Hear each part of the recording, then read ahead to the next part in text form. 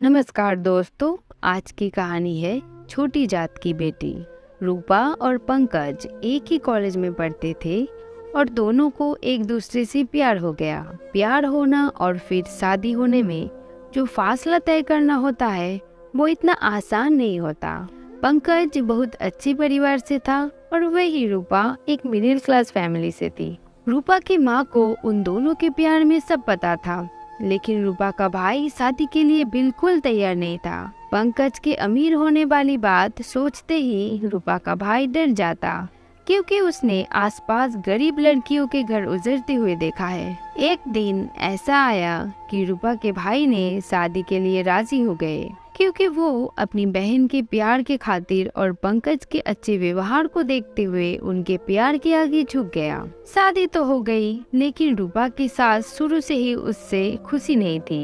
रूपा सिर्फ पंकज की पसंद बनकर रह गई। घर के काम बहुत अच्छे से करने के बावजूद भी रूपा कभी अपनी सास को संतुष्ट नहीं कर पाई। रूपा का एक बेटा हुआ और उस दिन पहली बार रूपा को लगा कि शायद उसकी सासू माँ अब खुश है। घर में सब उस नन्ही जान के आसपास घूमते रहे थे, क्योंकि कहते हैं ना, मूल से ब्याज प्यारा होता है।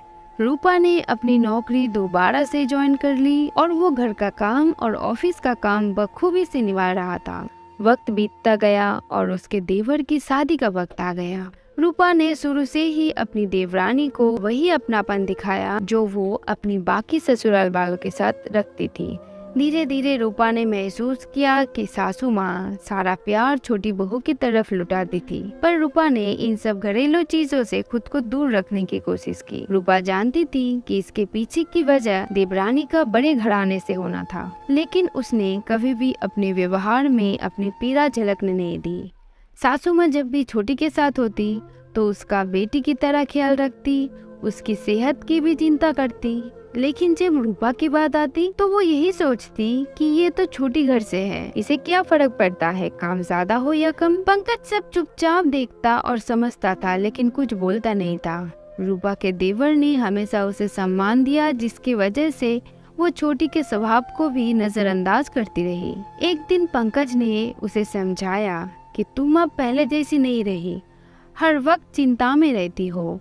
अगर तुम्हें कुछ बात बुरी लगती है तो उसे बोल दो, जिससे सामने वाले को दोबारा कुछ करने की हिम्मत ना हो, या फिर जैसा चल रहा है उसे स्वीकार कर लो और अपनी जिंदगी पर ध्यान दो। रूपा ने उस रात बहुत सोचा और फैसला किया कि जबान चलाने से कोई फायदा नहीं, पांचों उंगलियां एक समान नहीं हो सकती। उसने फैसला लिया कि ज्यादा इमोशनल होने का कोई फायदा नहीं। रूपा ने अगले दिन से ही अपना रवैया बदल लिया। उसने उन लोगों की परवाह करनी छोड़ दी जिन्हें उसके होने या ना होने से कोई फर्क नहीं पड़ता।